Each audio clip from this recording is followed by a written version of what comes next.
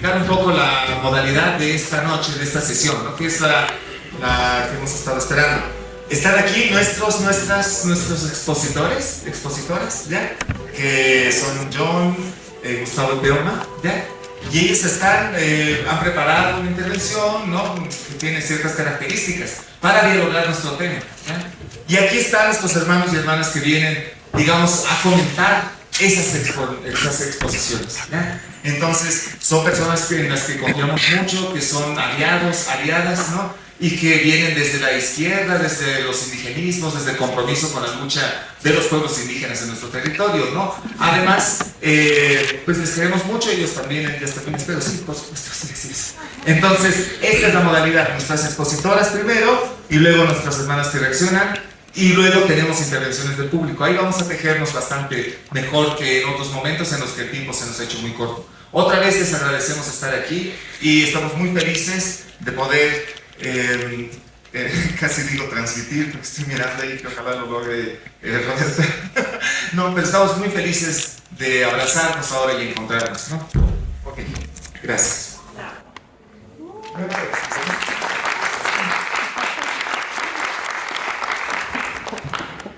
Bueno, ¿sí se escucha bien? Sí.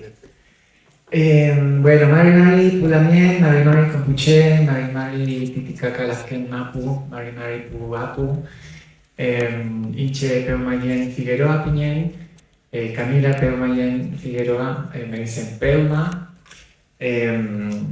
Estoy habitando actualmente el territorio de Urumapu, vengo del sur de Chile en estos momentos. Y como para situar el contexto territorial del cual provengo, soy una persona travesti, soy una persona que me gusta caminar los territorios, me gusta andar por diferentes espacios donde hay colectividades de otras compañeras travestis también, para ir levantándonos, para ir reconociéndonos, para ir conociéndonos, para ir fortaleciéndonos también. Y eso he venido haciendo los últimos 6-7 años en un auto, durmiendo dentro de un auto y bueno, moviendo de a poquito. Mi abuela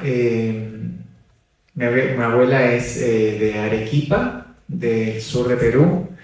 Ella es de apellido Huarachi.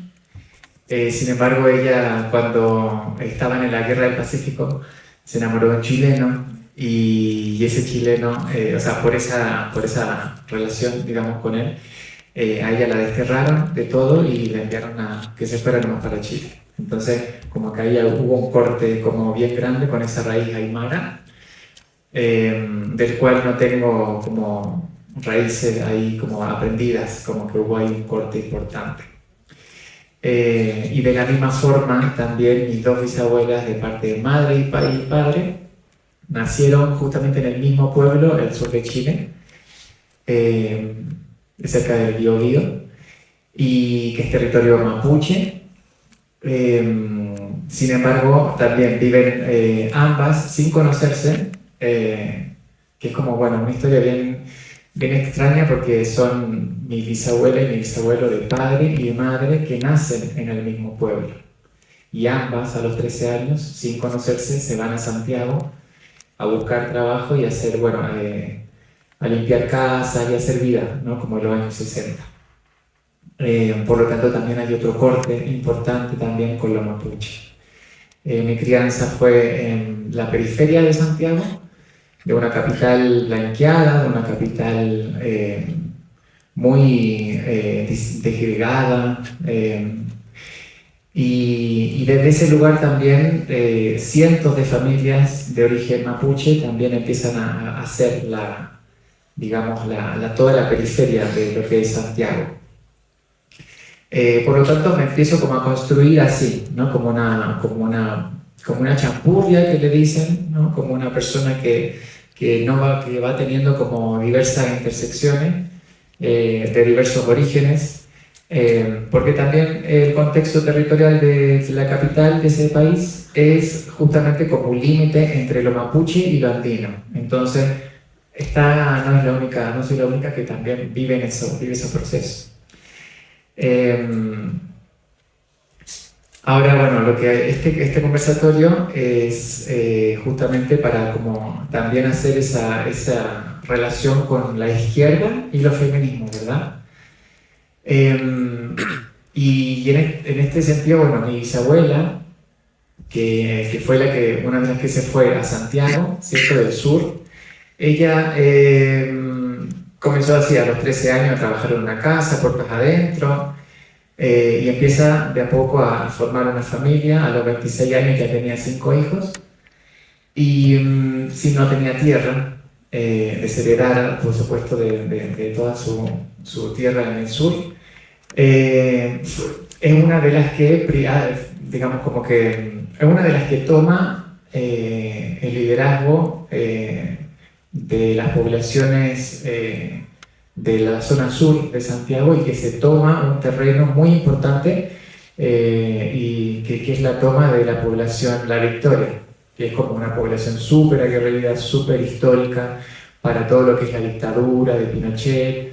Y ella forma, digamos, como es la primera línea de esa toma, de la mano digamos, como de una militancia comunista, pero no comunista partidista, sino como de pensamiento de izquierda, como de que se podían lograr las cosas desde lo poblacional, desde la organización.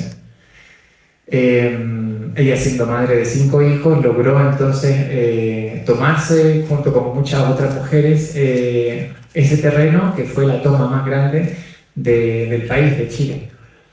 Y entonces como que esa enseñanza pasó de generación en generación también, como hay una izquierda que se realiza también, una izquierda que después la dictadura de Pinochet como que la criminaliza completamente, ¿verdad? Como que ya es anticomunista, y la cultura hasta el día de hoy es anticomunista totalmente.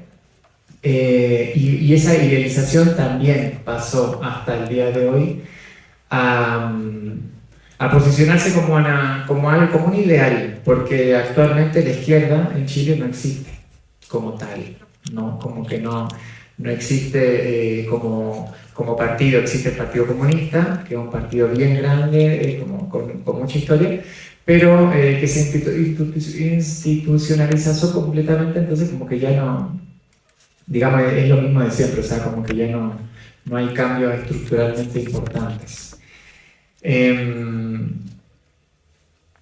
Eso por una parte. Mis dos abuelas también tienen como desde siempre esta relación muy de sumisión con sus maridos, aun cuando eran como las lideresas de la toma, digamos, de la población de La Victoria. Dentro de la casa eran como, bueno, mis abuelas muy maltratadas, la pasaron muy mal durante toda la vida, hasta que sus maridos mueren. Hablo de ellas dos porque tienen una vida muy parecida, y sin conocerse, como nacen en el mismo lugar, y de lo que les venía contando, como que las dos diásporas de los mapuches se van a Santiago. Y ellas dos viviendo también ese patriarcado profundo y cruel que se vivía en los 60, los 70 y los 80. Y cuando se mueren los maridos, ellas recién comienzan a hacer un viaje, las dos. No juntas, sino cada una por su lado. Y empiezan a viajar, una va a Arica, Arica y a Buenos Aires, porque tienen como sus hijos se van para allá a hacer familia. Entonces, es que son distancias enormes desde Santiago. Y la otra empieza también a irse para el sur, irse a Gualmapu, como a empezar también como a recuperar ahí su memoria de tomar el mate, de irse al campo, de empezar con la tierra. Pero bueno, ella ya tenía 80, 90 años, entonces como que no fue un tiempo muy largo. Pero sí, en mi infancia fue lo que me empezó como a enseñar y a dar como ahí una enseñanza del volver a los territorios.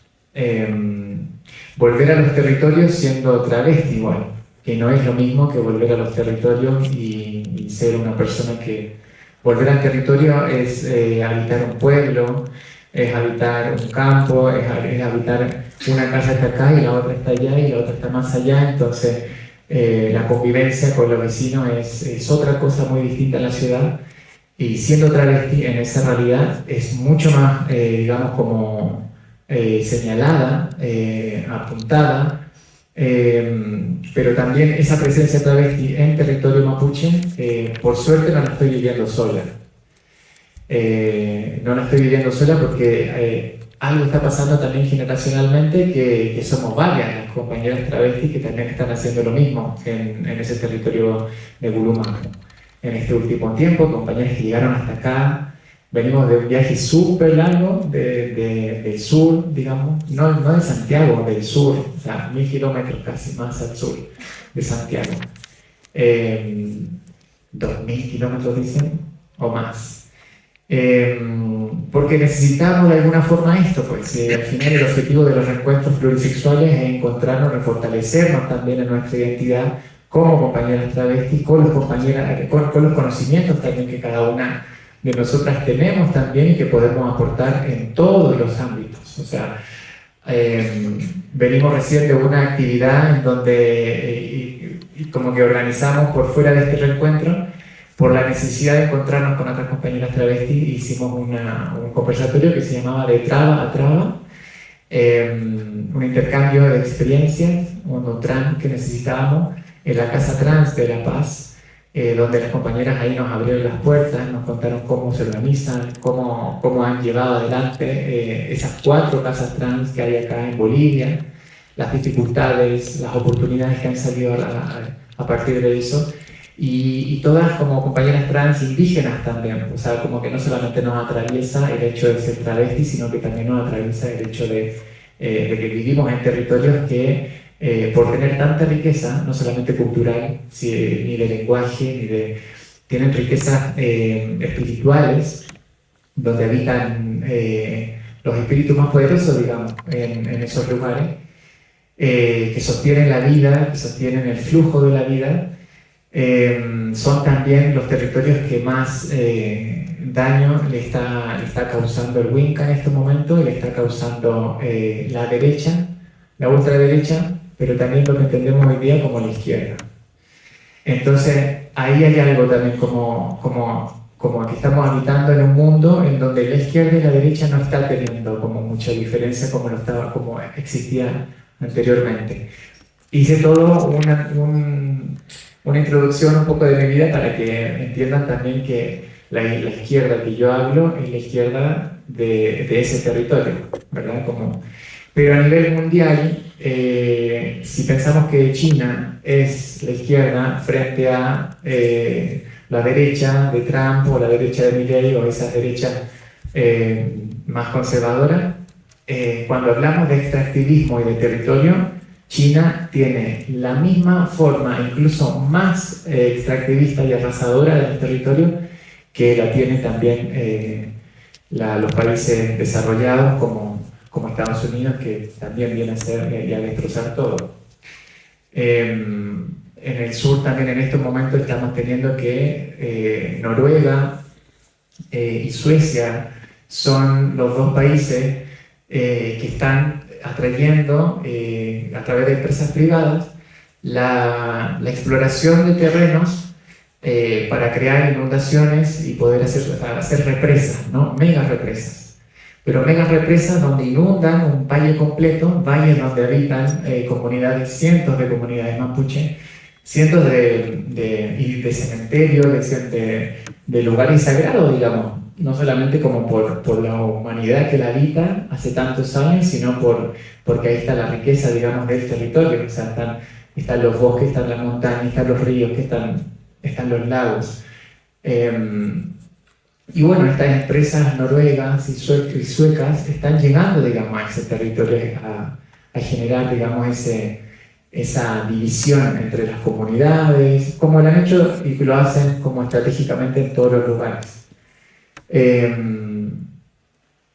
De la misma forma como también la izquierda en estos momentos también, y en este momento tampoco se está como pronunciando de una forma como fuertemente contra el genocidio que se está viviendo en Palestina, donde también hay una ausencia también y hay un digamos, un silencio también por parte de una izquierda que no se quiere meter en el tema de lo que está pasando actualmente en Palestina.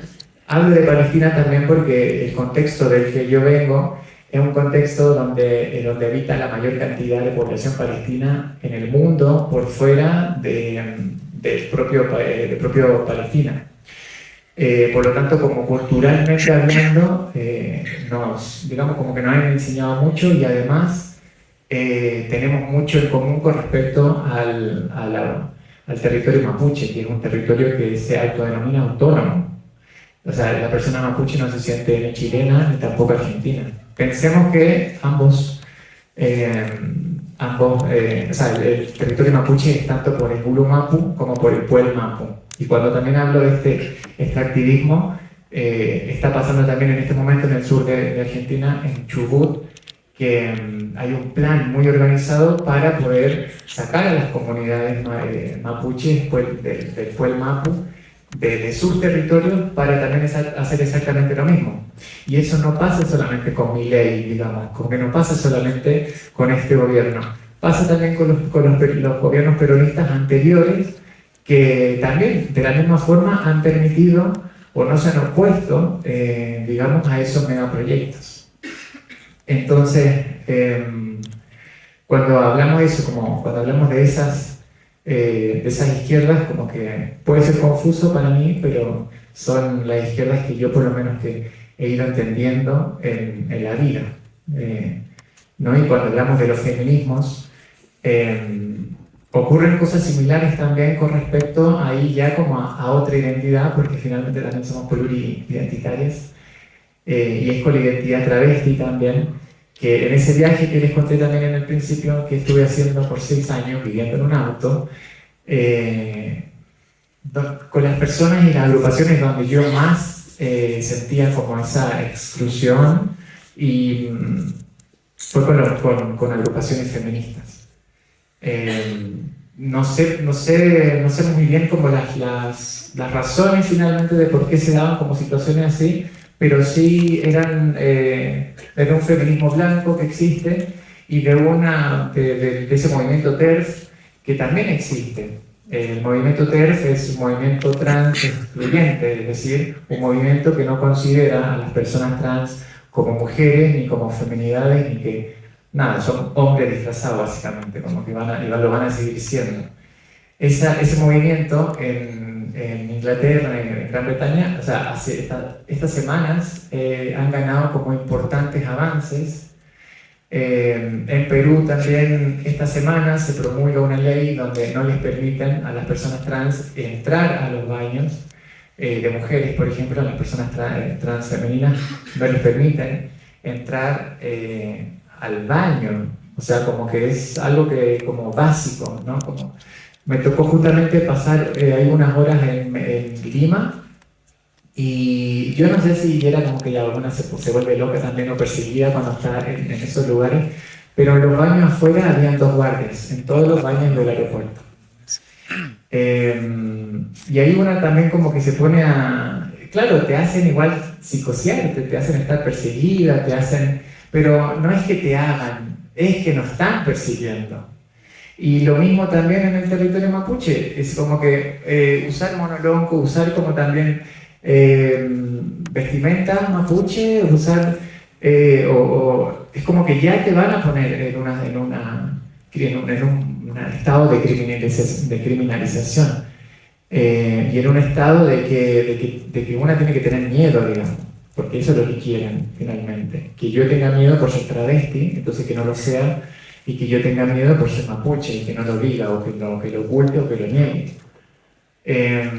Entonces eso va como generando situaciones en donde, claro, yo prefiero quedarme en mi casa, no salir, digamos, como que va generando situaciones ahí también. Sin embargo, yo decido hacer lo contrario, salir a buscar hace 6 años a mis compañeras trans, a mis compañeras travestis de otros territorios indígenas, fue lo que a mí me dio la fortaleza de poder como pararme frente a otras personas a decir lo que está pasando, porque nosotras como travestis no solamente hablamos de lo sexual, ni del VIH, ni, que por supuesto lo podemos hablar y lo podemos seguir hablando, sino que también hablamos de los territorios de los que venimos y de la vulneración también que es doble por ser indígena y por ser travesti, ¿no? Entonces como que por ser pobre y por venir de tal lugar, y bueno, se van como sumando, ¿verdad? Como situaciones, pero se complejiza igual. Y nuestras voces también van permitiendo eso, situarnos desde ese lugar, como complejizar las conversaciones, ¿no? Como de hablarlo desde ahí. Entonces,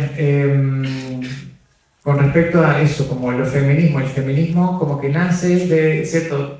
O sea, como llegó a un punto en donde está en un momento en donde si no se plantea, no solamente como transfeminista, sino como corriendo el foco, digamos, y la izquierda también, si no se plantea también en estos momentos que el tema de clase no va sola, digamos, sino también tiene todas estas intersecciones, son movimientos, son pensamientos que ya han llegado a un punto en donde no van a seguir avanzando como deberíamos seguir avanzando, digamos, porque las ultraderechas sí están avanzando porque estratégicamente como que saben cómo hacerlo. Sin embargo, eso, como que siento que estamos como en un punto en donde hay que plantearse como otras formas de otros centros, ¿no? con los cuales hay que luchar, o sea, otras luchas también. Y no son otras, sino que es la tierra, digo, yo siento, ¿no? Como que la tierra, el agua, es lo que aglutina todos nuestros derechos, o sea, ahí están todas nuestras luchas juntas. Porque no es que solamente la heterosexualidad se va a ver beneficiada si el río va a correr libre. Van a estar beneficiadas también todas las personas que viven y que van a tomar esa agua. No solamente hombres y mujeres, sino personas trans, niños, niñas, adolescentes, viejitos, viejitas, como todo el mundo. Y no solamente la humanidad, porque también los animales. Entonces como que se cambia ya el foco y la lucha en sí misma. Eso mismo con los feminismos también. Creo que también sí siento que en ciertos momentos siento que todo tiene que ser como mucho más como sectario, porque es como a veces me siento más como en confianza o en seguridad en espacios como donde estoy con otras compañeras, etcétera, pero cuando hay que cambiar, digamos, cosas mucho más grandes, lo que hay que ir como llegando es justamente a esa heterosexualidad o a los hombres en general, como que siento que por ahí también van como a estrategias ya más, digamos, hacia donde tenemos que ir viendo, ¿no? Como navegando. Eso por ahora. Muchas gracias.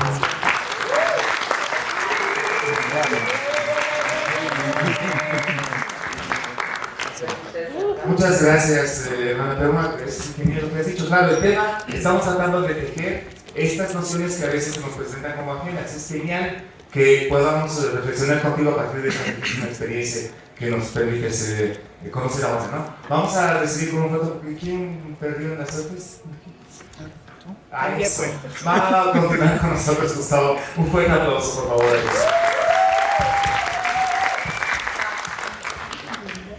Bueno, ¿cómo arrancar después de que Peuma nos haya compartido el pensamiento travesti sudamericano, ¿no? Como una manera de mirar y de leer la realidad y leer los procesos sociales que nos atraviesan? Con el copeteo. Pero no hay copeteo. Bueno, en primer lugar quiero expresar mi agradecimiento a la comisión organizadora, a quien está coordinando este conversatorio, que en realidad para mí es un intercambio de pensamientos, de saberes, de experiencias, de corporalidades también, de maneras de mirar lo que sucede, y a veces esas maneras de mirar lo que sucede están muy atravesadas por sentimientos que nos hacen humanos, ¿no? Porque en definitiva las disputas que actualmente están llevando a cabo los colectivos de la disidencia sexual es una disputa por el estatuto del humano. Una redefinición de ese estatuto que permanentemente los sistemas de poder niegan y cierran. Y esa quizás articulación con la humanidad que está presente en el pensamiento travesti cuando Susy Shock decía no queremos ser más esta humanidad, era la síntesis de una crítica que se establecía en base a el reconocimiento de que habían sistemas y ejes de opresión que permanentemente iban a estar estableciendo una frontera entre qué es lo humano y qué es lo no humano. Porque a partir de esa frontera fundante de lo social, que es la frontera precisamente de la no humanidad y la humanidad, se establecía una distribución diferenciada de derechos, se establecía una distribución diferenciada de la vulnerabilidad social y corporal, ¿no?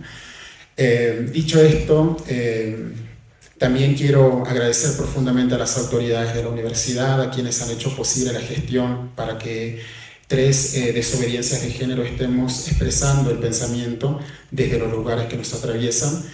Yo vengo de una universidad fronteriza, la Universidad Nacional de Jujuy, una universidad que inició, que este año su área de género, su área de estudios de género y estudios de las mujeres está cumpliendo 30 años de existencia feminista, que ha sido una existencia permanentemente problematizada por las propias compañeras. Ha sido un itinerario conflictivo con respecto a las desobediencias de género que habitaban la universidad en ese momento, pero que su condición fronteriza y su proximidad con el mundo andino, especialmente con el territorio de Bolivia, les permitía tener y repensar otros linajes de la genealogía feminista. Bueno, como dijo Flavia, mi nombre es Gustavo, yo soy una marica feminista, pertenezco al pueblo Humahuaca. Este pueblo se encuentra ubicado en la quebrada de Humahuaca, en el departamento de Humahuaca. Formo parte de la comunidad indígena de Pucara, es una comunidad de donde provienen mis ancestras y mis ancestros. También me reconozco a mí misma como una disidente del sistema moderno colonial de género. Y ahí yo me aproximo mucho al pensamiento de Loana Berkins, cuando Loana Berkins afirmaba que quienes habitamos la desobediencia sexual en realidad somos traidoras al patriarcado. Y cuando recibí cordialmente la invitación, mi propuesta era otra, pero cuando recibí la invitación de pensar estas 3 categorías, izquierda, feminismos y diversidad sexual, me produjo una situación de extrañamiento, no solo un extrañamiento político, sino un extrañamiento epistemológico, porque la manera en cómo estas 3 categorías que para el pensamiento social contemporáneo son categorías que han dado y que hoy y que se enseñan en las universidades como sistemas teóricos para poder comprender lo que sucede, lo que no sucede como humanidad, requiere y merece ser revisitada permanentemente, ¿no? Entonces yo voy a proponer, no tenía nada armado, pero lo voy a proponer así, una primera crítica o una primera lectura crítica de la noción de diversidad sexual, anteponiendo otro tipo de proyectos y otro tipo de imaginaciones políticas que están sucediendo en el espacio andino, y ahí sí me voy a referenciar a lo que está sucediendo o lo que estamos haciendo que suceda las personas que estamos sentadas en este auditorio. El tercer reencuentro se planteó por un grupo de insurrectas, maricas, trabas y tortas y otras desobediencias de género en el territorio de Jujuy, un territorio que históricamente ha sido foco del laboratorio neocolonial en la Argentina contemporánea. Cuando pensamos el reencuentro, lo pensamos poniendo en tensión los vocabularios políticos de donde proveníamos la mayoría de quienes integrábamos esa gran colectiva, ¿no? Entre esos vocabularios estaba la experiencia que teníamos con los lenguajes políticos de la diversidad sexual. Un lenguaje que comenzó a surgir luego de los disturbios de Stonewall, que a lo largo de su historia fue de alguna manera asimilándose a las políticas de identidad que el norte global proponía como lenguajes para que emerja al interior dentro de las entrañas del Estado heterosexual la noción de sujeto sexual de derecho. Hemos convivido y creo que seguimos conviviendo con ese tipo de discurso y con esa práctica política porque todavía, en el caso de Argentina, todavía estos avances legislativos han modificado profundamente los sentidos de la democracia y han modificado profundamente los sentidos de lo político con respecto a los sujetos de la representación política de la diversidad sexual. Pero cuando ocurrió ese proceso de politización en las tierras jujeñas, ocurrió precisamente por los efectos de la crisis del SIDA, que en ese momento, y lo voy a hablar en primera persona, en ese momento considerábamos que era una crisis imperialista. ¿Por qué era una crisis imperialista? Porque el imperio estaba redefiniendo el dispositivo de la sexualidad. Cuando redefinía el dispositivo de la sexualidad, entonces estaba haciendo el preludio de lo que luego sería y lo que luego se consideraría el capitalismo farmacológico, ¿no? Es decir, el control de los cuerpos a escala planetaria a partir de sustancias que nos iban a mantener vivas, sustancias que eran una experimentación política sobre cómo ensañarse con el cuerpo marica y el cuerpo travesti que enfermaba en esa crisis del SIDA durante la década de los 90. Entonces, cuando nos juntábamos a planificar la primera marcha del orgullo en Jujuy, en la capital provincial, la mayoría estaban marcadas por esa crisis imperialista. Es decir, la marcación de la condición seropositiva se comenzó a transformar en un lenguaje crítico, porque quienes estaban marcadas como ese estigma eran las leprosas de la sociedad. Quienes estaban marcadas por ese signo también permitió interpelar a la izquierda, porque la izquierda no había visto y no había tenido la agudeza política e intelectual de pensar esa crisis capitalista con el advenimiento del SIDA como una crisis imperial. Y con todas las pompas de decir imperio, ¿no? Porque en definitiva el imperio, que en ese tiempo veníamos con una larga trayectoria de pensar en el colonialismo como la expansión capitalista de Occidente, en ese momento que comenzamos a imaginar un sujeto político organizado en torno a la diversidad sexual, la noción de imperio se transformó en la noción de imperio sexual. Es decir, en reconocer que el capitalismo y sus efectos en estas humanidades otras que circulaban por el espacio andino se daba precisamente a partir de un control farmacológico de la sexualidad. Ese fue un punto clave, porque a partir de ahí, quienes después nos congregamos en este proyecto político que es el Reencuentro, veníamos con esos lenguajes. Este lenguaje entró en crisis cuando las políticas de identidad se articularon con un efecto de poder y que coincidieron con el neoliberalismo en Argentina. De esa crisis identitaria, es decir, de pensar que la posición de género se iba a convertir en una taxonomía de gestión estatal, es decir, si hay diversidad sexual, tiene que haber un Estado gestor y administrador de esa diferencia. Si hay sujeto indígena, tiene que haber un Estado gestor y administrador de la diferencia indígena. Entonces ahí nos dimos contra la pared, porque el primer efecto era decir que el telón de fondo de todas las conflictividades de género que ocurrían en una ciudad como San Salvador en Jujuy, terminaba siendo el Estado. Y terminaba siendo el telón que terminaba cerrando las luchas. Nos preguntábamos si acababa nuestra participación política cuando se aprobó la ley de identidad de género. nos preguntamos también si se acababa la participación política cuando se promulgó la ley del matrimonio igualitario. O si con estas leyes, a pesar de que haya sido un avance en la democracia argentina, no se estaba de nuevo institucionalizando otros efectos y otras tecnologías de control de los cuerpos. Y eso fue un gran debate que tuvimos que enfrentar cuando un grupo de maricas comenzó a pensar y a marchar para que se apruebe estas propuestas, porque ahí caímos de que la crítica que nosotros hacíamos a la heterosexualidad obligatoria tenía que ver con una crítica también a la razón de Estado, y tenía que ver con una crítica a ese Estado liberal de herencia eurocéntrica. Entonces, cuando comenzamos también a pensar ese proyecto político, surgió otro vocabulario, que fue la noción de disidencia sexual, que hoy también es una noción problemática para referenciar nuestros existenciarios políticos.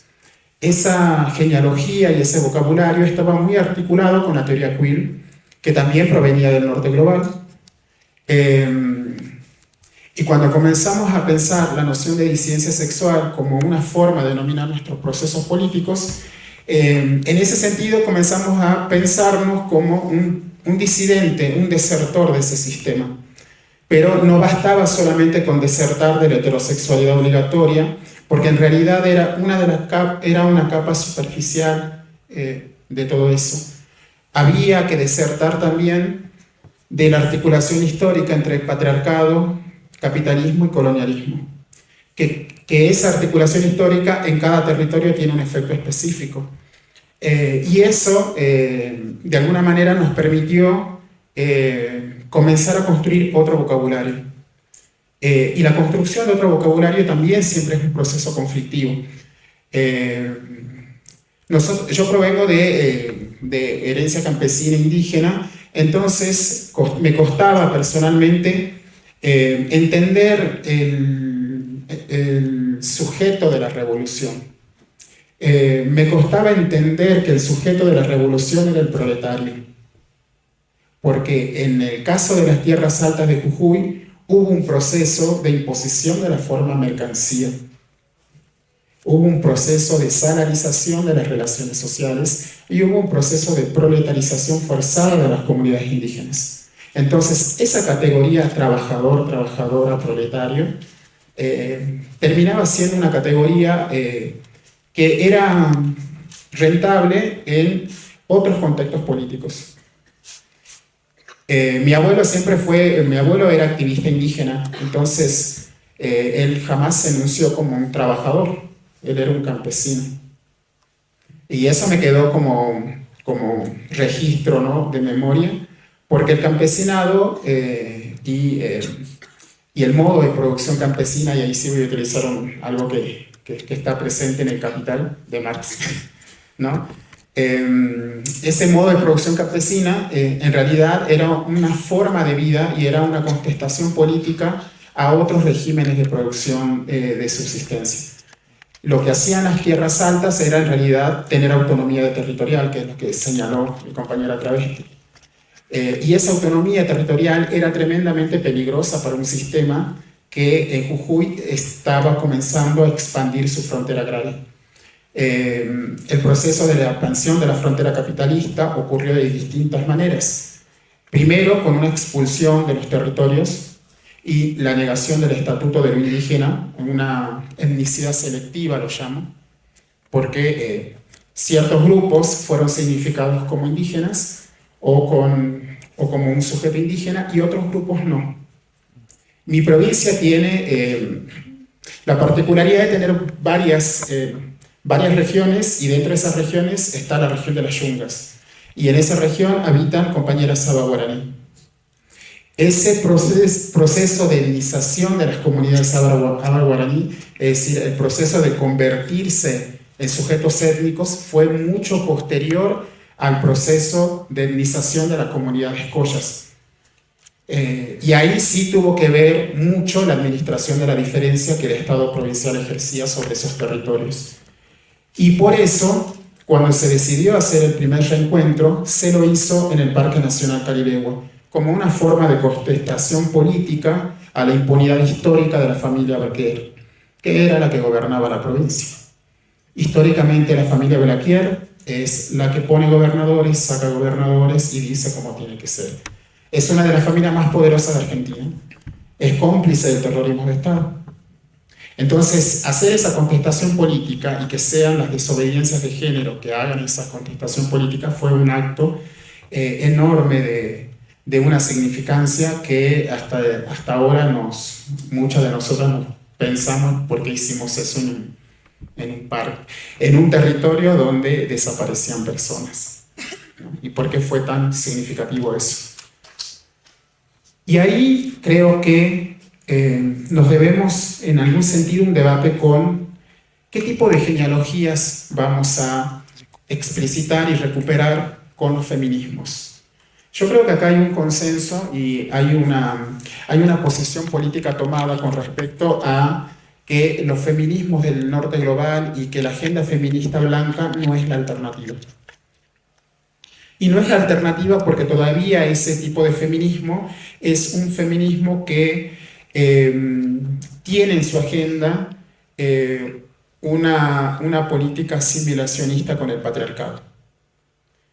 Y que no es... cuando pensamos la agenda feminista blanca y eurocéntrica, todavía es una agenda feminista que muchas veces que también es cómplice de la heterosexualidad como institución política. Acá Peuma lo dijo bien claramente, de los efectos de esa complicidad con el sistema de poder cuando se le niega el estatuto de mujer a las transfeminidades, ¿no? Entonces ahí hay como efectos y hay que prestarle mucha atención porque lo que está haciendo la derecha actualmente es cambiar los vocabularios en cómo nombran las cosas y cómo nombran a las personas y cómo se nombran a los procesos. El acto de nombrar es un acto tremendamente político porque produce memoria y que produce existencia. Entonces, atacar esos nombramientos que se han construido históricamente y ponerle otra cosa, o negarle ese nombre, es también una agenda del poder que todavía se está profundizando permanentemente en Argentina y en la región. Y acá voy a la otra categoría, que es precisamente los feminismos. Y en el caso de los feminismos, y siempre vamos a tratar de entender que el sujeto feminista habita el desacuerdo, y habita el desacuerdo político, y que el sujeto feminista también tensiona y se articula con otros marcadores de la diferencia.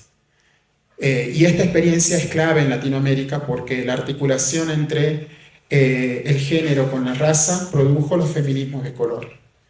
Y la articulación entre el género y la marcación indígena en estas tierras bolivianas produjo el feminismo comunitario. Una imaginación política tremenda para pensar nuestra realidad contemporánea. Entonces, cuando nosotros pensemos con qué tipo de feminismo vamos a construir coaliciones políticas, ahí sí sería muy importante tener presente este tipo de historia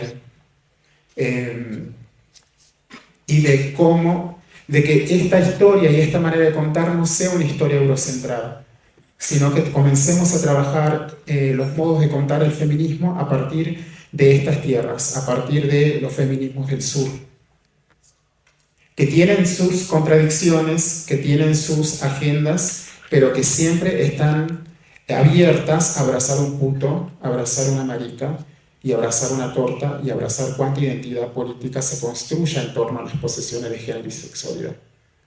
Y en ese caso, algo muy personal que me pasó a mí con la universidad, porque por lo general nosotros tenemos una mirada demasiado crítica de la universidad, porque le señalamos como academia. Yo aprendí que, habitando la universidad pública, aprendí que academias hay en el norte global. Las academias son el efecto, digamos, de la institucionalización del androcentrismo como régimen de conocimiento. Y ese androcentrismo, ese punto de vista masculino, es el que se niega a salir de las universidades. Y ahí yo me convertí en una marica muy reflexiva sobre entender por qué es tan importante la presencia feminista en la universidad. Y por qué a veces quienes levantan la mano en un consejo académico para que se apruebe un seminario de puntos son precisamente las compañeras feministas, con todas sus contradicciones que tienen. Entonces ahí pienso que lo que nosotros estamos construyendo es un movimiento coalicionista y que va a ser y que está permanentemente haciendo interpelaciones a otros movimientos y a otras formas de comprender este mundo que habitamos, ¿no? Y ya un poco para cerrar, también pensar la otra categoría que siempre es una cuestión, un dolor de cabeza para las ciencias sociales, la letanía entre raza, género y clase. Pero a veces esa letanía y ese dolor de cabeza se resuelve cuando la universidad sale a la calle. ¿Sí? La universidad tiene que salir a la calle y tiene que romper con el colonialismo discursivo que sostiene en sus aulas. Cuando una marica entra, cuando una persona indígena entra a la universidad y cuestiona a Durkheim, lee a Durkheim, pero también cuestiona a Durkheim, lee a Malinowski, pero se pregunta por qué este pelotudo escribió semejante etnografía, pero después un diario íntimo, o se pregunta por qué no hay pensamiento travesti en la universidad, está construyendo y está interpelando una política de conocimiento. Y eso me parece que es muy importante lograr, que han logrado históricamente los movimientos políticos, ¿no?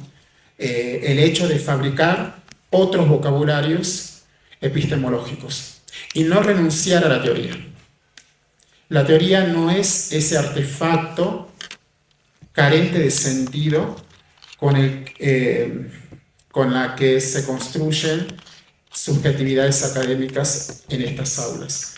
En realidad la teoría es una teoría vívida, encarnada, renegada, cómplice a veces. Entonces, como los sujetos, nosotras como sujetos habitamos las posiciones de desigualdad, habitamos esas posiciones de género, de sexualidad, de etnicidad, de raza, de edad. Acá hay muchas trabas viejas, acá hay pendejitas que están, ¿no? Que están permanentemente cuestionándose eso. Entonces, lo que estamos haciendo, acá hay bonitas, lo que estamos haciendo es establecer una ruptura con las taxonomías que nos dividen como humanidad.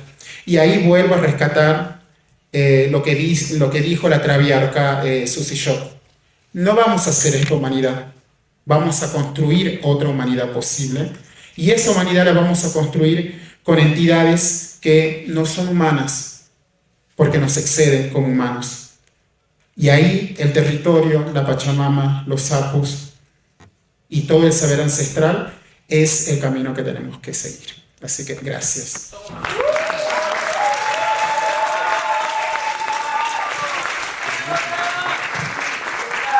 Muchas gracias.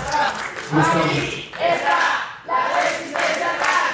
Aquí está la resistencia trans. Muchas gracias por ese entusiasmo de la sala. Entonces, ahora... Estaban cansadas, ahora no. Ya despertaron. Muchas gracias, Gustavo, por esa reflexión desde tu propia experiencia dentro de la universidad y en relación con los feminismos, ¿no? Y esa disonancia que hacen las izquierdas a veces en nuestra práctica. Muchas gracias. Ahora vamos a cederle la palabra pues, a un local, es decir, a Joan Calizalle. Bienvenido, hermano, muchas gracias por estar aquí. Recordaremos que tenemos 10 minutos, por favor. Ya, muchas gracias. Un aplauso, por favor.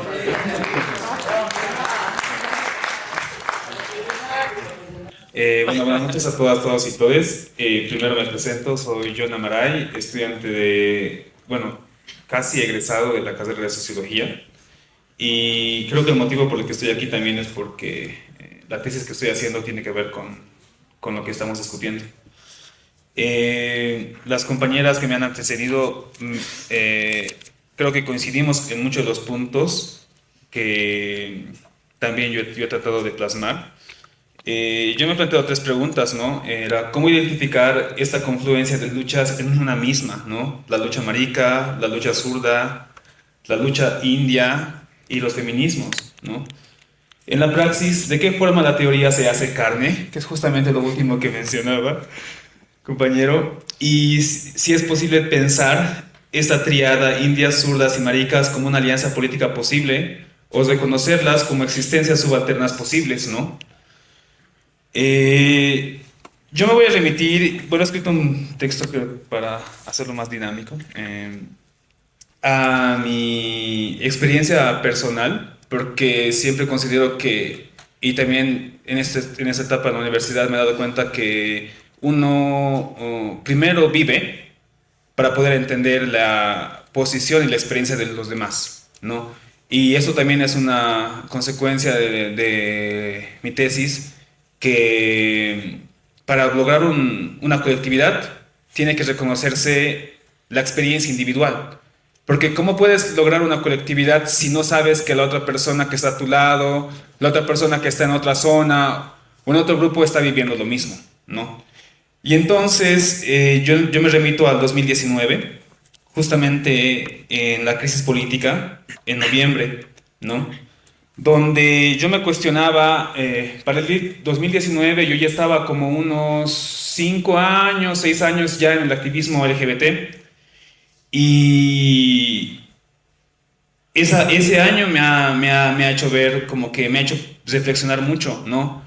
Porque para mí era como que ya estamos luchando por los derechos de nuestra población, de nuestra comunidad, los gays, lesbianas, trans, bisexuales, en el país, ¿no? Pero creo que ha habido un quiebre en la memoria, ¿no? Porque ya cuando hemos llegado al 2019, en la crisis política, el Evo estaba renunciando y las calles estaban pues explotando de protestas, se estaba quemando la Chiquitanía. ¿Y las maricas dónde estábamos? ¿No? ¿Dónde estaban las organizaciones de derechos humanos o las organizaciones LGBTs que se pronunciaban sobre lo que estaba pasando en el país? No había.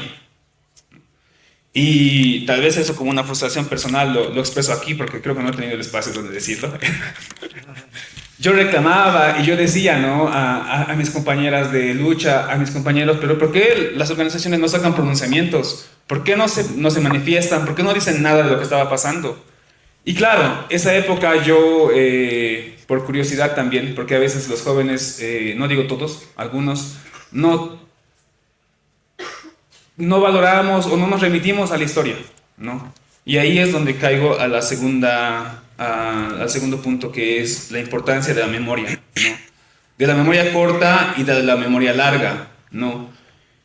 Tenemos las disidencias, los maricas o los gays y lesbianas, memorias largas en el país. Nuestra memoria es larga, sí, pero nuestra memoria es larga a nivel global. Porque nuestra memoria nace justo con la crisis del SIDA, con la crisis del VIH, o nuestra memoria surge en Stonewall en los 60s, cuando se estaba persiguiendo a los maricas, a los gays y lesbianas trans en las discotecas de Estados Unidos, ¿no? Pero ¿dónde está nuestra memoria larga en Bolivia? ¿No? Y creo que justamente lo que hablaban ayer, ¿no?, de los archivos, de recuperar la memoria, es muy importante. Porque eso nos posiciona, eso nos da un lugar político desde donde debemos partir. Y ahí yo he encontrado un quiebre, no sé si ha sido circunstancial o se ha dado por la misma historia, en que lo que ha pasado en el proceso constituyente del 2005 al 2009 es que se ha perdido. No ha habido esa transmisión de los activismos de esas épocas a la actualidad, ¿no? ¿Por qué los activistas en el 2019 no se manifestaban, no se pronunciaban? Tal vez lo que ha pasado en el proceso constituyente boliviano no ha tenido la importancia que debería tener, ¿no? Y yo me preguntaba todo eso, y desde esa época, desde el 2019 hasta ahora que lo estoy tratando de responder en mi tesis de licenciatura, es que me doy cuenta de la importancia de la memoria larga y de la memoria corta. Ahí. Entonces, era el 12 de noviembre, justo una tarde, horas antes de que asuma Áñez. Yo recuerdo que estábamos en el obelisco porque los autoconvocados, que éramos mayormente personas del Alto que estaban bajando a la ciudad de La Paz, ¿no? Y nos estábamos autoconvocando justamente porque en el fondo habíamos pensado de que el Estado plurinacional estaba en crisis. No en crisis en sí misma del Estado plurinacional, sino se estaba en riesgo de que se pierda toda la construcción que se había hecho desde las marchas en defensa del territorio, las luchas por la nacionalización de los recursos, las demandas por el proceso constituyente y las prácticas, las acciones de los partidos, del partido de izquierda que estaba en ese momento en el gobierno, nos estaba llevando a tirar al tacho todo lo que se había logrado construir, ¿no?, en estos últimos años.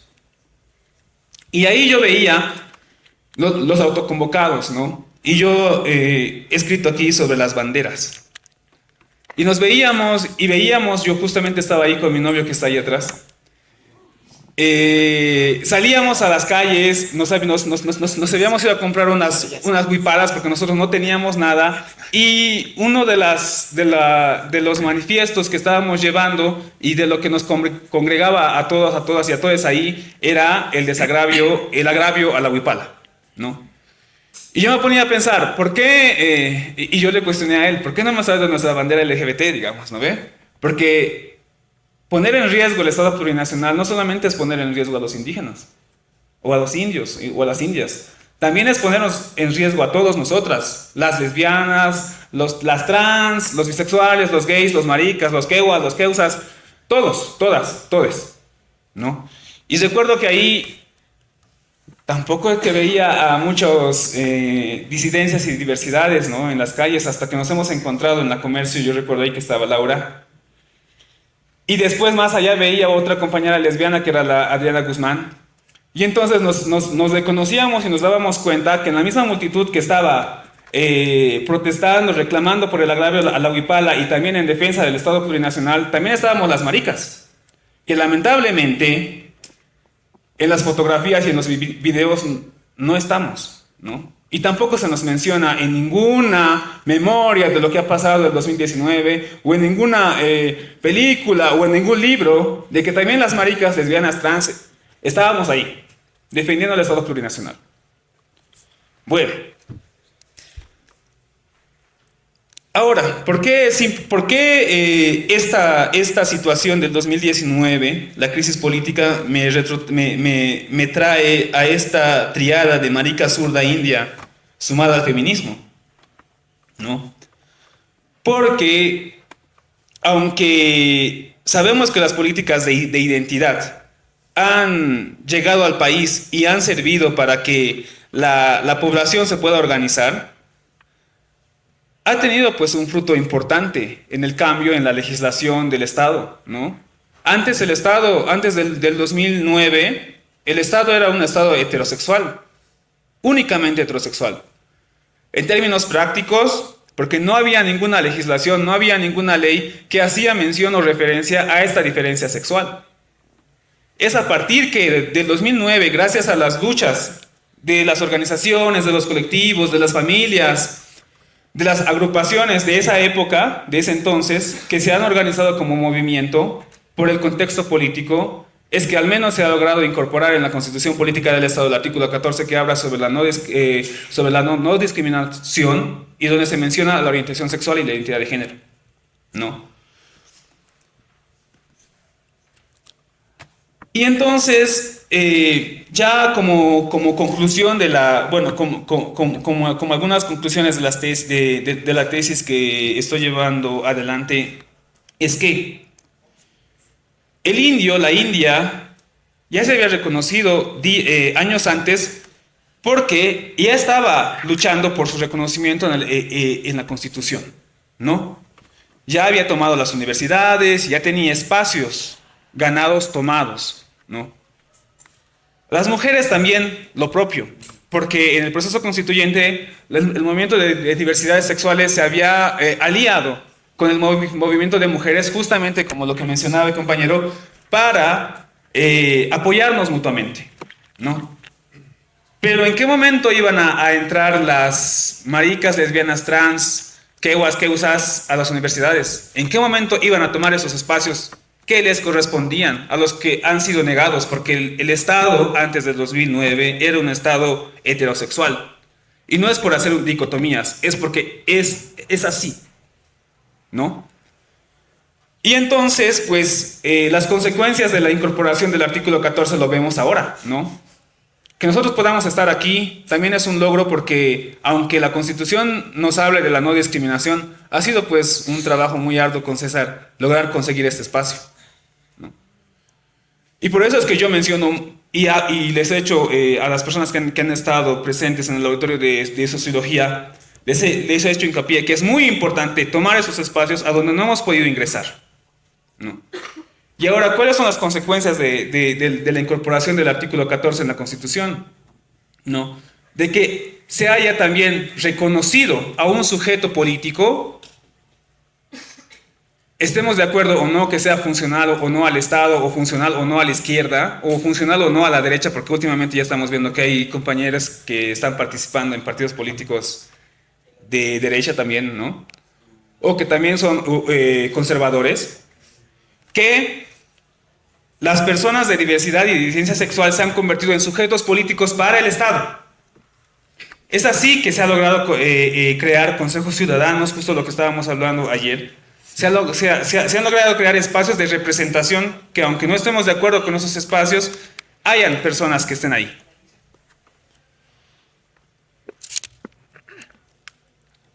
Ahora, ¿cuál es la necesidad de la interseccionalidad? No, y justamente lo que mencionaba el compañero, a mí me ha tocado pasar esto en la modificación de la currícula de la carrera de sociología, y es que aunque yo no conocía a las compañeras feministas, yo las iba a buscar porque cuando estaban tocando la materia de género, había mucho temor de que la materia de género cambie de contenido o desaparezca. Y más bien, como nos conocíamos entre disidencias, nos hemos buscado, creo, hemos hecho alianzas para que no solamente el tema de diversidades y de género se toque en la materia de sociología del género.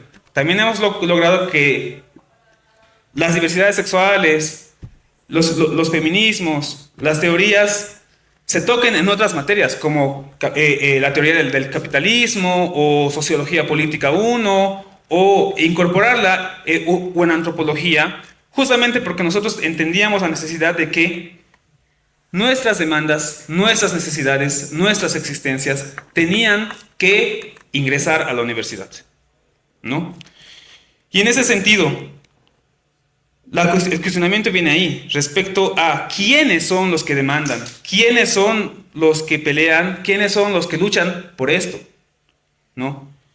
Y cuando hablamos de un sujeto político, y ahí es otra conclusión a la que he podido llegar, no son todos los gays, no son todas las lesbianas, no son todas las trans, ni queuas, ni queusas. Yo estoy acuñando una categoría que se denomina la paradoja de la visibilidad. No, y la paradoja de la visibilidad lo que diferencia es quiénes son sujetos políticos y quiénes no. El sujeto político de la diversidad sexual está muy fuertemente marcada por la visibilidad. A uno al ser visible, uno al asumir su identidad, la práctica sexual o reconocerse de una manera, ya sea LGBT, disidente sexual o de diversidad sexual, ya está rompiendo la paradoja de la visibilidad porque ya se está construyendo en un sujeto político visible, ¿no? Mientras que los otros, y entendemos que los motivos por los cuales no salen del closet, no se visibilizan, pero ellos no se constituyen en sujetos políticos porque están escondidos. ¿Y qué política hacen? ¿Qué cambios hacen?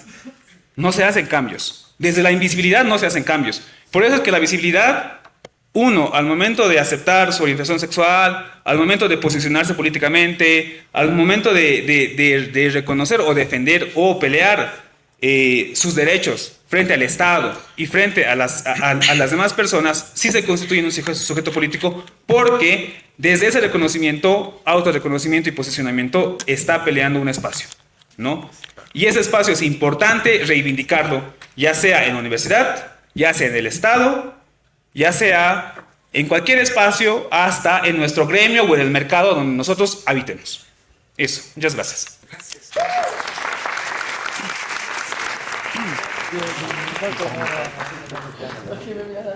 Muchas gracias, John. Un aplauso, por favor, para él.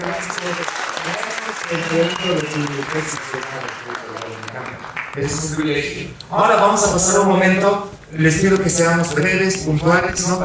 Y pueden elegir ustedes desde su propia experiencia, corporalidad, etcétera. Pueden elegir sobre qué temas ustedes van a ¿a qué tema van a hacer referencia? ¿No? A sus propias experiencias, etc. Entonces, vamos a empezar con Violeta Tamayo. Muchas gracias por estar aquí, hermano. Gracias a César, a Edgar, a Roberta y pues a las compañeras, porque ya escucharlas ha sido increíble, ¿no? Me ha movido muchas cosas, honestamente, como militante de izquierda y como feminista, ¿no? Creo que es muy importante abrir estos espacios de debate y más con estas características, porque además lo que en la medida en la que hablaba John también de la visibilidad, lo que más se visibiliza de las diversidades, pues creo que en Bolivia como en todo lado es esta diversidad hegemónica blanca, que además está muy vinculada a la institucionalidad, ¿no? Muy por detrás de las ONGs además. Voy a tratar de correr porque la verdad es que yo nunca puedo ser sintética, ya hablo y hablo, pero sí quiero como rescatar algunas cosas que han planteado y que también me han problematizado.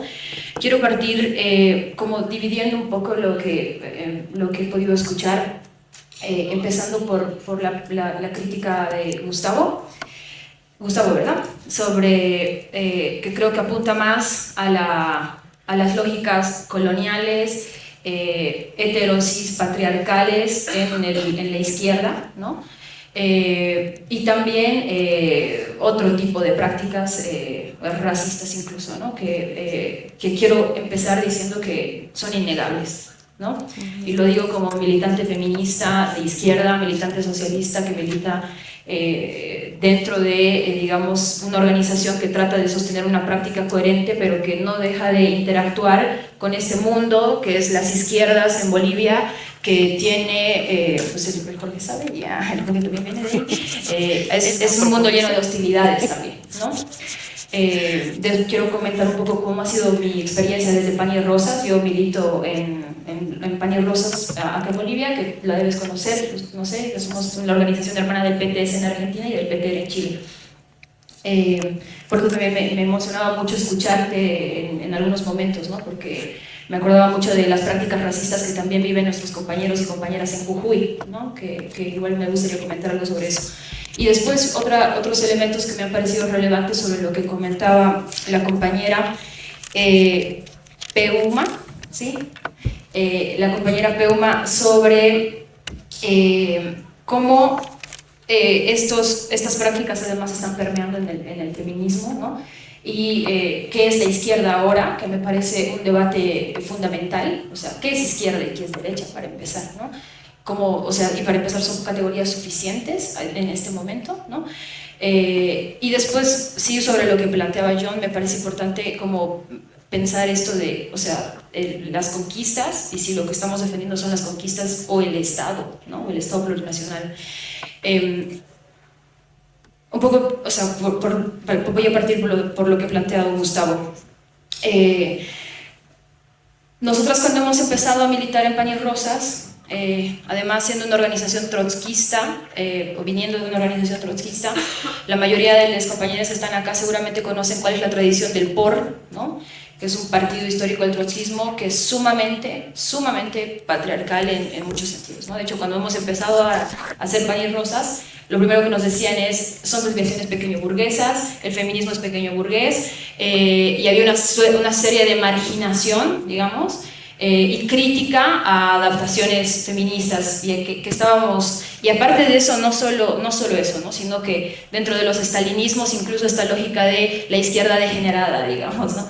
Porque además somos una de las pocas organizaciones de izquierda que levanta mucho la bandera de las diversidades sexuales y de género, y que militamos y orgullosamente, para el pesar de mucha de la izquierda, con compañeras trans en nuestra organización, con una política activa, ¿no? Y en ese sentido pues había muchísima hostilidad, ¿no? O sea, como con la izquierda en un inicio. Después, como hemos empezado a notar, bueno, en realidad no a notar, a evidenciar y a cuestionar esto, no solo respecto a la opresión, la razón de género, si se quiere, sino cómo esta era una práctica extendida al conjunto de las opresiones bajo esta lógica economicista y sindicalista, ¿no? De que la contradicción única que había que atender era el capitalismo, y que cuando pasa el capitalismo, pues las mujeres ya podíamos empezar a luchar por nuestra liberación, porque teníamos que esperar, ¿no? O sea, esperemos a que esta contradicción central y única se resuelva. Y de hecho, nosotras como feministas socialistas, como marxistas, sí consideramos que hay una centralidad en la cuestión de clase, ¿no? Ustedes pues han planteado otras visiones también, nos parece importante considerarlas, y que esta centralidad determina nuestras vivencias, no solo como mujeres, sino también como diversidades, como indias, como personas racializadas, ¿no? Pero que sin embargo esto no anula para nada el hecho de que tengamos que pelear a la par contra todas las opresiones que están conviviendo. Y ahí, y no solamente en una lógica interseccional, ¿no? A mí la verdad es que me hace mucho ruido el concepto de interseccionalidad, cómo se lo piensa hoy, ¿no? Porque no solo ha sido despojado de su historia negra, ¿no? Que además, desde sus inicios, o sea, cuando lo plantea el movimiento negro en Estados Unidos, termina siendo utilizado para hacer políticas públicas en lugar de cuestionar, digamos, como más estructuralmente el sistema. Pero además creo que hay un problema con el concepto de interseccionalidad, que plantea que todas las opresiones y la explotación están entrecruzadas, ¿no? Como si se encontraran de rato en rato, parece, ¿no? Entonces, claro, una ONG puede decir, vamos a pensar clase y género, deja de lado, qué sé yo, el problema de la racialización. Entonces, creo que hay un problema en esto, pero además en pensar no en los sistemas de opresión de forma conectada, sino sí, como en casi sistemas duales, ¿no? Y en ese sentido nosotras sí consideramos que hay un sistema de opresión, hay un sistema unitario, patriarcado capital, no intersectado de hecho, sino más amalgamado, si se quiere, ¿no? Porque evidentemente, si bien el patriarcado es precapitalista, el capitalismo, al pasar, ¿no? O sea, al transitar del feudalismo al capitalismo, lo que hace es no solo chocarse de vez en cuando con el patriarcado, sino funcionalizarlo por completo y asimilarse, ¿no? Bajo esa perspectiva, no puede haber un capitalismo feminista, o sea, y mucho menos un feminismo liberal, digamos, ¿no? Porque el capitalismo es eminentemente patriarcal.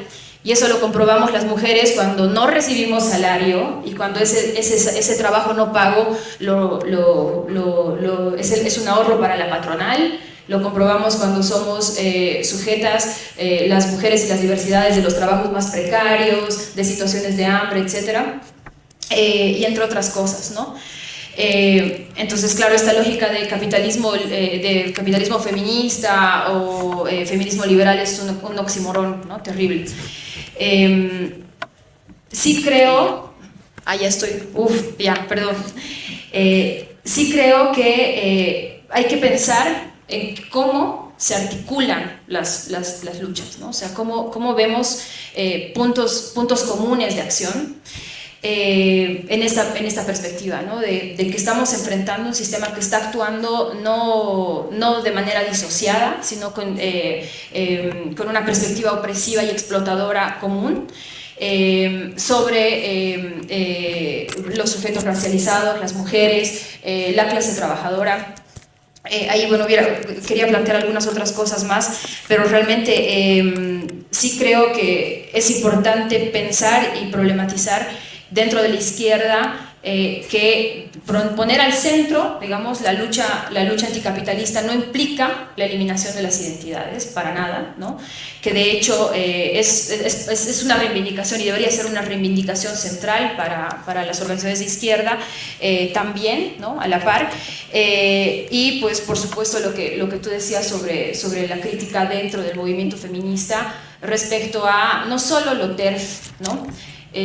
Sino también esto que a veces pasa por despolitización, que en realidad es politización por derecha, ¿no?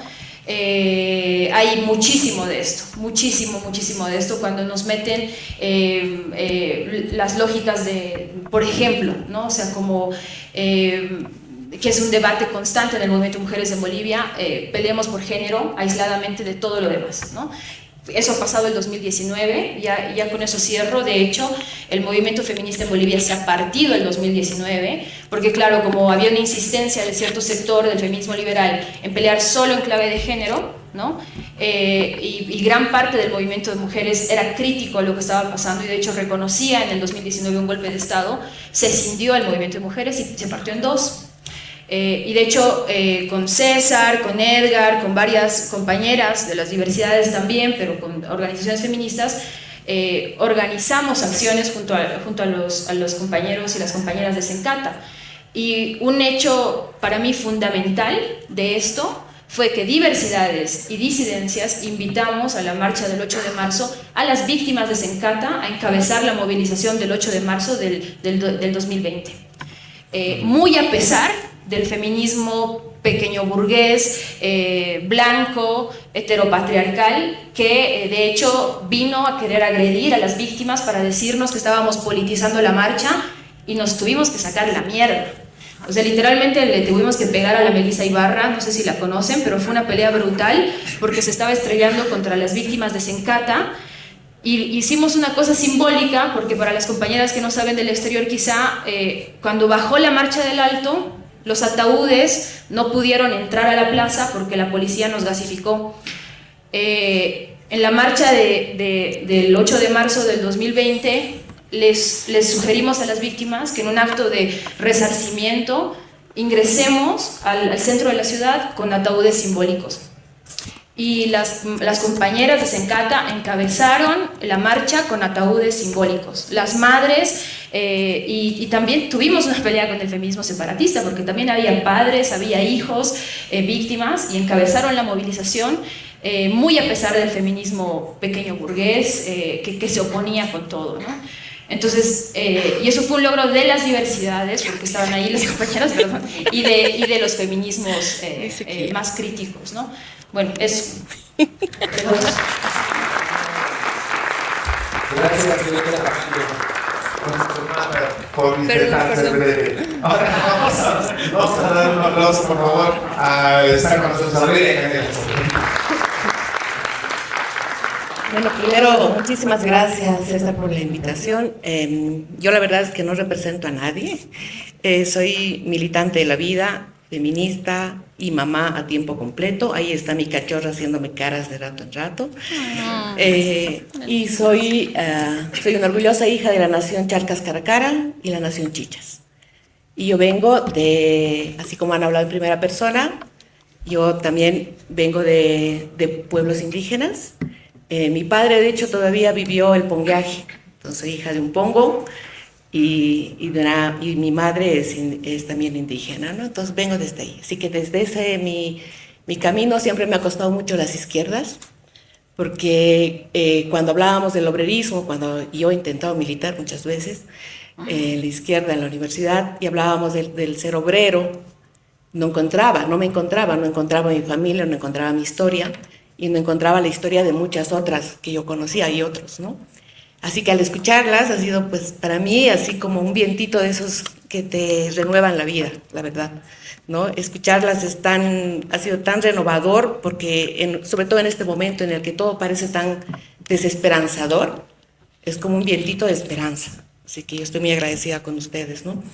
También nunca me he podido encontrar totalmente en los feminismos, porque también esta esencia de venir de comunidad, de venir de estas otras luchas. Yo tengo mis abuelas, mi madre tiene como la historia de tu abuela, por ejemplo. Mi madre salió muy joven y trabajó en trabajo del hogar cuando apenas tenía 17 años. Entonces, claro, son otras historias, son otras lógicas, son otras formas de estar. Y yo digo, ahorita mi madre ha sido siempre muy feminista, pero si tú le dices eres feminista, o sea, nunca lo va a reconocer, nunca te va a decir sí, ¿no? Entonces, vengo de esa tradición y en ese sentido me ha parecido súper interesante el intentar analizar las 3 categorías de izquierdismo, feminismo y diversidades. Y al escucharlas he visto que han hablado de 2 categorías que para mí son claves, ¿no? Uno es la identidad y la otra categoría es la colonialidad. Y quiero sumar eso a lo que hablábamos de la memoria larga, y la memoria corta, y yo hablo de la memoria fragmentada muchas veces. Me ha hecho mucho ruido cuando dicen nuestra memoria está muy vinculada a esta época de lo médico con el SIDA, etc. Y claro, ahí te das cuenta cómo tenemos unas memorias tan fragmentadas, porque yo he caminado mucho territorio indígena y hace ya más de 30 años he convivido con gente que era de las diversidades sin llamarse de las diversidades, y que vivía en comunidades muy lejanas y que estaba ahí y era parte de la comunidad. Entonces, esas memorias que están tan fragmentadas, que nos condicionan dentro de discursos oficiales, son las que no nos ayudan. Y por eso siempre cuando hablo en espacios con las hermanas y hermanos, siempre digo, una cosa que hemos de reconocer siempre al momento de hablar, de interactuar, es reconocer que somos sociedades colonizadas. Y creo que ese es el momento de partir, ese debe ser nuestro principio para discutir desde dónde podemos crear a lo que ustedes llamaban el sujeto de la revolución. ¿Quién es el sujeto de la revolución? ¿Cómo se constituye el sujeto de la revolución? ¿Desde qué locus se está hablando el sujeto de la revolución? Entonces, ¿somos sujetas y sujetos de la revolución? ¿Qué tipo de revolución nos planteamos? O sea, ¿a qué nos referimos, por ejemplo, cuando estamos hablando de la sabiduría ancestral? ¿Cuál es esa sabiduría ancestral? ¿O cuáles son esas sabidurías ancestrales? O sea, ¿cómo estas sabidurías ancestrales pueden hacer una apuesta a una forma de vida, que no quiero usar la palabra desarrollo, que rompa con esta, no solamente en heteronormatividad, en temas de relaciones y de género, sino también esta heteronormatividad en función de pensarnos un futuro, ¿no? Y creo que lo que ustedes están planteando en este momento nos está invitando a mirar esta memoria, lo han dicho las 3. ¿Desde qué memoria estamos construyendo esta discusión sobre lo que significa ser, sobre lo que es género, sobre lo que es diversidad, sobre lo que es la izquierda, ¿no? ¿Existe una izquierda para nosotros o nosotras? Entonces, yo creo que esos elementos que han puesto en el escenario son elementos que se van a ir construyendo desde precisamente el reconocer nuestros caminos, lo que decimos el taqui, lo que decimos el saraui en Aymara, ¿no? Y es reconocer estos caminos nos permiten crear. Para mí es sumamente importante que cuando hablamos de cualquiera de estas categorías, tengamos siempre la mirada clara de que hay una colonialidad permanente. Y esta colonialidad permanente nos distrae peleando en discusiones desde la academia, por ejemplo, desde la partidización de varias propuestas, desde los términos que queremos usar o no. Y estas distracciones nos impiden construir y tejer estas redes que necesitamos tejer, ¿no? Y por lo menos escucharlas a las 3 a mí me da mucha esperanza, porque creo que desde los espacios en los que ustedes están trabajando han logrado proponernos articulaciones. Y estas articulaciones me parece que al final son las que nos van a permitir pensar en cómo construir estas sociedades de las que estamos hablando. donde nosotras seamos actoras, donde nosotras nos visibilicemos, como decían, seamos sujetas políticas, ¿no? Eso, yo no tengo mucho más que agradecerles, chicas. Muchas gracias. Gracias, hermano querido. Y ahora, pues, claro, le toca a Jorge Vieira, ¿no? Ya estamos terminando, ustedes son el público más valiente, más valeroso. No están dormidos. Gracias, Jorge, adelante. Bueno, muy buenas noches a todas, a todos. Agradecer a César, a mi encuentro. Saludar a Peuma, a Gustavo, a John, a Viole y a Aurelia, acá en la tercera. Bueno, y a todas ustedes y a todos ustedes por la paciencia de estar aquí tanto tiempo. Ojalá les sea útil los próximos 10, 15 minutos que voy a hablar. Espero 10, para que nos vayamos a chupar. Bueno, a ver, yo lo que quisiera es, bueno, yo siento que, a ver, todos somos hechura parcial o ojalá no totalmente de la colonialidad, el patriarcado y las estructuras de poder capitalista y mercantil, ¿no? Entonces, creo que desde ahí hay que partir para plantearse algunas cosas que yo voy a decir. Ahora, unos más que otros, los blancos heterosexuales, de clase media y qué más, que no son indígenas, claro, viven del privilegio de todo eso, de ser blancos, clase media, y no indígenas, por supuesto, ¿no? Pero no quiere decir que están fuera de esa configuración, digamos, estructural en la que incluso ellos, que yo soy parte de esos culpables, digamos, más o menos blanco para otros lugares no tanto, pero para Bolivia sí. ¿Qué más? Bueno, heterosexual y ¿qué más? Y hombre. Hombre encima. Sí, hombre. Culpable de todo eso, pero ojalá les sirva todo lo que voy a decir. A ver, me ha parecido muy importante y he aprendido harto también, y lo voy a describir, aunque sea en un minuto. Las ideas de Peuma que voy a dialogar son la idea de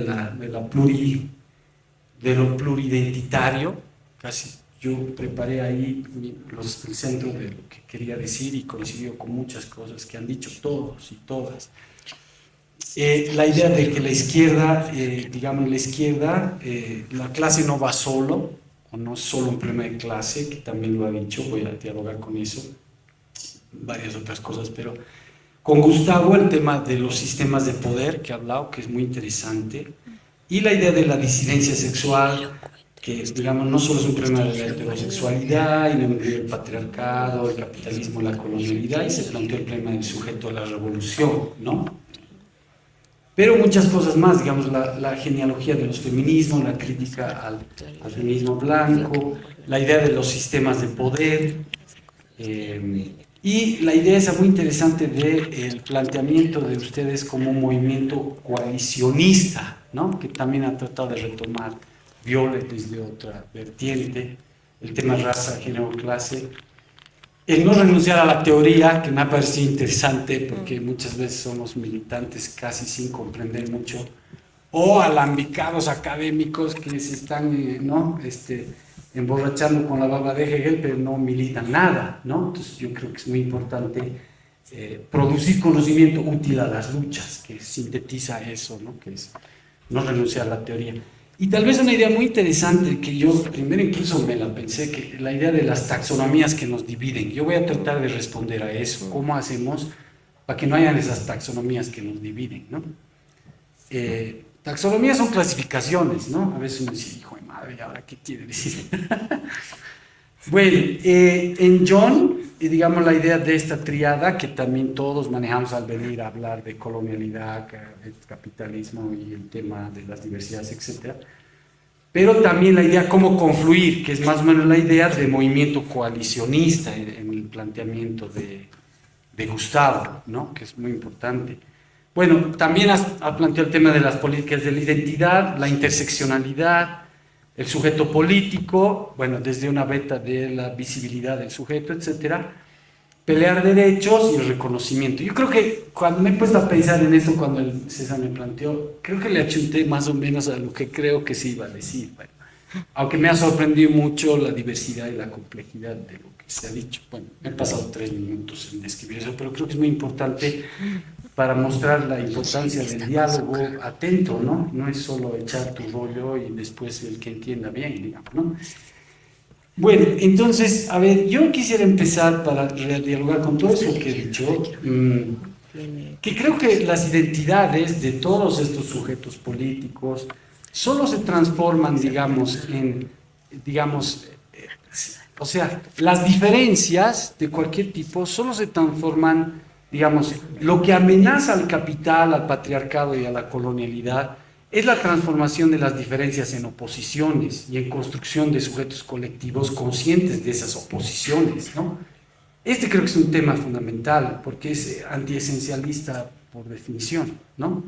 Cuando incluso decían, bueno, esto de no solo es un problema de la heterosexualidad o no solo es un problema de ley o no es solo un problema de ser un gran portavoz de la izquierda, clasista y basado solo en esa reflexión anticapitalista, que a veces no llega ni a eso, ¿no?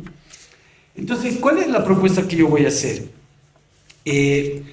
A ver, voy a tratar de ser sintético, pero estoy basando en unas feministas lesbianas, negras, materialistas, que si quieren después, para que no sea una... no veo un montón de nombres, bueno, pero les digo y después si quieren profundizamos un poco más. A mí me parece muy interesante las reflexiones de Elsa Dorlin, que es muy importante, Daniel Kerouat, no sé cómo se pronuncia, Mari Moise, ¿no? Un colectivo muy interesante que es el colectivo Comba Hugh River, que son feministas negras, y Bell Hooks y Barbara Smith. Barbara Smith sobre todo por el tema de la identidad, de los temas de identidad. Bueno, ¿cuál es el tema de fondo? Es ir un poco más allá en la crítica que ha hecho la Viole al tema de la interseccionalidad, pero no para anularla, no es un problema de que está mal, o sea, en semejantes luchas, no podemos decir, bueno, vos estás mal, yo estoy bien, soy propietario privado de la verdad y vos no sabes nada. A ver, ¿cuál es el tema de fondo?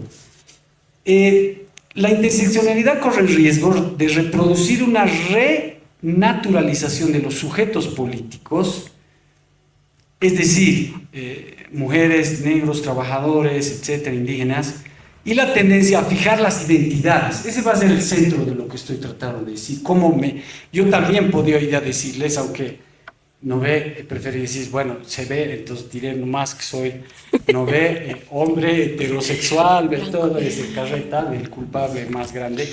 Pero también, por ejemplo, mi abuela era una campesina pobre de Pando, ¿no ve? Que tenía 15 hermanos y se murieron la mitad, bueno. Y mi otro abuelo era un indígena quechua en Pairumani. Pero bueno, por eso también puede convivir todo eso, un hombre heterosexual, blanco para Bolivia, pero medio indio del Amazonas y negro, pero también medio... Yo creo que sí, ese es el tema de fondo, ¿no? Bueno, entonces, el problema de fijar las identidades es un tema muy complicado, sobre la línea de las interseccionalidades, a expensas de un pensamiento más de la historicidad, de lo que varios de ustedes han rozado y han insistido, relaciones de poder y procesos de subjetivación. O sea, el problema no es solo un problema formal de intersectar cosas aisladas, sino de las relaciones de poder, de las relaciones de fuerza y de los procesos de subjetivación, como gay, como izquierdista, como feminista, como transexual, etc. Bueno, y por lo tanto, la discriminación es el resultado de una multiplicidad de relaciones sociales o de estructuras de relaciones que son tanto consustanciales, o sea, forman un nudo que no se puede secuenciar. Es como la Viole decía, ¿no? Está amalgamado. Es interesante esa idea. Y además esta otra, digamos, ¿no? No se puede secuenciar como coextensivas. Al desplegar las relaciones sociales de clase, de género, de raza, se reproducen y coproducen mutuamente. Entonces, no puedes decir solamente soy culpable hombre heterosexual, sí, pero también soy medio hijo, de verdad les digo, de una campesina pobre, ¿se entiende? De Pando y también de aunque me he blanqueado demasiado culturalmente, ¿no ve? Y además por los titulitos, bueno. Entonces, a ver, ¿cuál es el tema de fondo? ¿No ve? Que las relaciones de poder, de sexo, raza y clase son también relaciones de poder, estructuras de dominación. Incluso las feministas materialistas dicen que son relaciones de producción. Hay un gran debate, bueno, sobre todo con la que escribe Liz Vogel. no, la otrita que es la profe de la Silvia Federici, ¿cómo se llama? La que escribe El arcano de la reproducción, que sea mucho más marxista. La Fortunati, que dicen no son relaciones de producción. Bueno, no importa si son relaciones de producción o no, la idea es fundamental. O sea, relaciones de poder, estructuras de fuerza. Y por lo tanto, el problema de fondo es, a ver, en este sentido, carece de la comprensión suficiente esta visión seca de interseccionalidad del funcionamiento estructural del sistema de opresión. O sea, hay que comprender el sistema estructural, ¿no? El funcionamiento estructural del sistema de opresión. ¿Hasta qué punto y de qué forma el patriarcado potencia la colonialidad y viceversa? ¿Se entiende? El sistema de opresión. Es decir, de la relación entre los procesos de acumulación del capital, la división sexual, la división racial, que funciona como estructura. Ahí hay que criticar a los marxistas, sean trotskistas, maoístas, guevaristas, o lo que sean, ¿no ve? No entienden muchas veces eso, ¿no? Que lo digo por mí mismo, no quiero que nadie se ponga susceptible, etcétera, etcétera. Entonces, la clase define menos una posición que un campo de lucha. Este es el problema, creo, para los marxistas. O sea, hay que empezar a pensar digamos, las clases como un posicionamiento, no tanto como una posición, sino como un campo de lucha y un polo de aglutinación de contradicciones para entender justamente esa cuestión central de que lo que amenaza al capital, al patriarcado y la colonialidad es la transformación de las diferencias en oposiciones y en posiciones antagónicas. No, porque ¿de qué sirve ser marxista pero eres racista? ¿De qué sirve ser gay, homosexual, pero le pegas a tu compañero, aunque sea de... No, o sea, ¿se entiende lo que estamos planteando? Bueno, entonces el campo de lucha tiene que ir definiendo esos elementos y por lo tanto ahí avanzamos hacia un tema clave que es las relaciones de poder no son reductibles a un simple problema de discriminación, que es lo que a veces se discute en función a la racialización, el colonialismo interno y también los temas de la homosexualidad gay, ¿no? Es decir, bueno, digamos las diferencias, los múltiples elementos de, las diferencias sexuales, ¿no? Y por lo tanto, el tema de fondo es esta manera en la que este colectivo ha ido planteando que yo estoy basándome en ellas, que son mujeres lesbianas negras de este colectivo. El blanco de las luchas no es una discriminación en particular, y están definiendo lo que le estoy diciendo, sino un sistema de opresión y explotación entrelazadas. Es decir, ¿en qué medida, siendo marxista, logras entender, ahora eso es difícil, ¿no? ¿En qué medida, siendo marxista, logras entender y militar en una lucha descolonizadora o antirracista? ¿En qué medida, si eres gay, no sé, transexual, logras identificar las estructuras de poder clasista y te opones de forma, pero no solo en la retórica, sino en las acciones al poder capitalista, etc. ¿Hasta qué punto? Siendo descolonizador, indianista. Por ejemplo, yo creo que Luciano Tapia en Bolivia era eso, y por eso no lo recuerdan. Cuando se habla del indianismo, se habla de los últimos, y nadie recuerda a Luciano Tapia. Para mí fue el indianista más importante de Bolivia, el fundador del MITCA, etcétera, etcétera. Bueno, y por lo tanto, entonces, digamos, estos planteamientos lo han dicho en términos de 3 relaciones de poder y 3 modos de producción específicos que no se suman y que son simultáneos. Ese es un tema clave capaz para plantearnos la reflexión que ha planteado la Viole, ¿no? O sea, ¿están amalgamados? Sí, pero no se pueden sumar y no se pueden anular uno al otro. Ese es ¿cómo hacemos eso? Y son simultáneos y están integrados en un funcionamiento tipo máquina. O sea, se trata menos de oponerse a un tipo de discriminación en particular y de atacar los modos de producción de la discriminación y las sujeciones y las estructuras de esas relaciones de producción, sean o no relaciones de producción, aunque sea el debate entre marxistas y materialistas, feministas materialistas, que a veces está de más. Bueno, y voy cerrando. Entonces, fíjense qué importante, lo que hacía falta no era la conciencia de la condición de opresión, sino de las relaciones de fuerza entre las clases que dificultaban la organización y la oposición, justamente consecuente con todas esas formas de discriminación y opresión. Por lo tanto, aquí tengo el tema clave, que es al que quiero llegar, que nos ayuda, siendo heterosexual, transexual, de izquierda, descolonizador, etcétera, el tema de la identidad. Y en eso quiero hacer énfasis, la política de la identidad. Esta cumpa la Bárbara Smith, retomando estos debates de este colectivo, pero además Donahue, etcétera, etcétera, colectivo es por la Topman, ¿no ve? La gran mujer negra que sale del sur y después hacían caravanas para llevarse a todos los esclavos. Y eran socialistas también. ¿no? Bueno, y entonces, ¿qué dice? Les voy a leer textualmente, dice, lo que decíamos es que teníamos derecho a existir en tanto personas que no eran solo mujeres, que no eran solo negras, que no eran solo lesbianas, que no eran solamente clase obrera trabajadora, que eran personas que incorporaban todas estas identidades. ¿Cómo haces para incorporar todas esas identidades?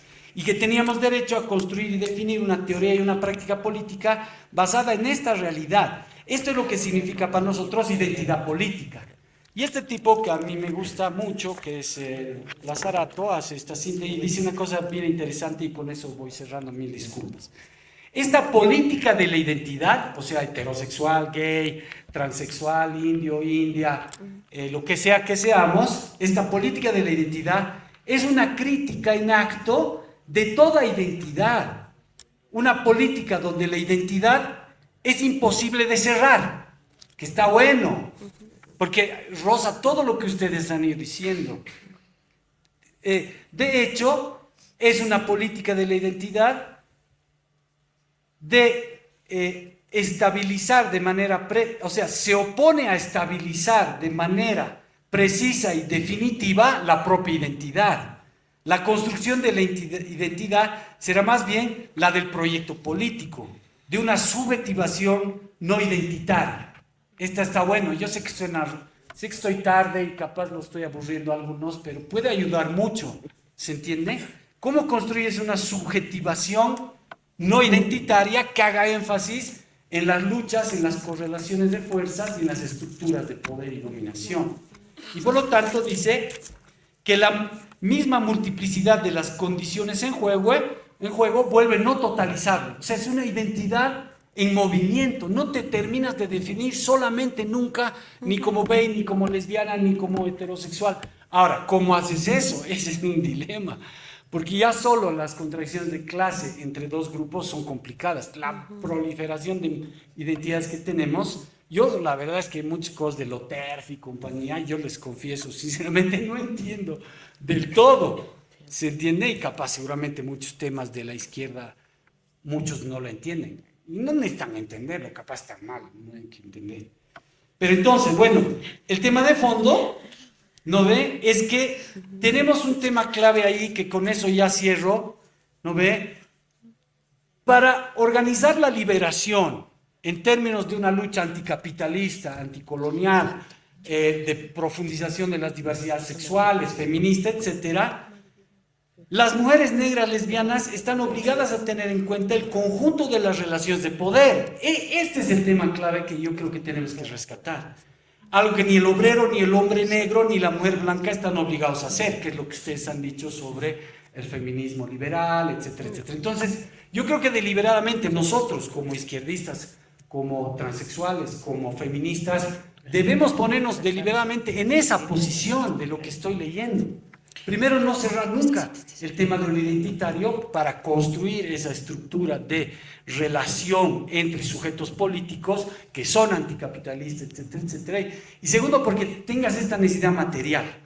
Y por lo tanto, voy cerrando ahí, rechazar cualquier forma de separatismo al tiempo que se afirma la necesidad autónoma e independencia de las diferencias, de las luchas de clases, de las diferencias, de las luchas descolonizadoras y de las luchas por las diversidades sexuales. ¿Se entiende? Y ahora sí sé que están cagando de risa, pero esto es y por lo tanto, ya, gracias, hay un aplausito para que me calle, pero el desafío actual es hacer convivir, esta es la idea fundamental, cómo hacemos convivir comportamientos y estrategias de gays, de izquierdistas, de transexuales, de feministas, etcétera. ¿Cómo hacemos convivir comportamientos, estrategias, posicionamientos e intereses que parecen contradictorios? Clases, tema de género, etcétera, etcétera, afirmaciones, negaciones, destrucciones, que sean a la vez creación al mismo tiempo de ese escenario de una identidad no totalmente cerrada y que logre realmente articular ese sujeto político anticapitalista por las diversidades, feminista y anticolonial. Nada más, muchas gracias. Disculpe, señora. Muchas gracias, querido doctor. Hemos terminado y la mayoría se ha podido quedar. Les agradecemos muchísimo. Esta es la segunda jornada del tercer reencuentro plurisexual Fronteras Transfeministas, Cuerpos Racializados. Estamos llegando a un momento de destino. Muchas gracias a nuestros expositoras, a nuestros expositores, a las personas que han reaccionado, que nos han brindado su tiempo y su estudio y su militancia generosamente ahora. Muchas gracias a ustedes otra vez. Pues nos vamos a ver si ustedes quieren echar un copetín. Ahí estaba amenazando Jorge. En la ruta estamos recibiéndoles a las y los que quieren ir y allá. Entonces, gracias otra vez. Nos vemos mañana tempranito en el Centro Cultural. Lo voy a buscar. Gracias, buenas noches.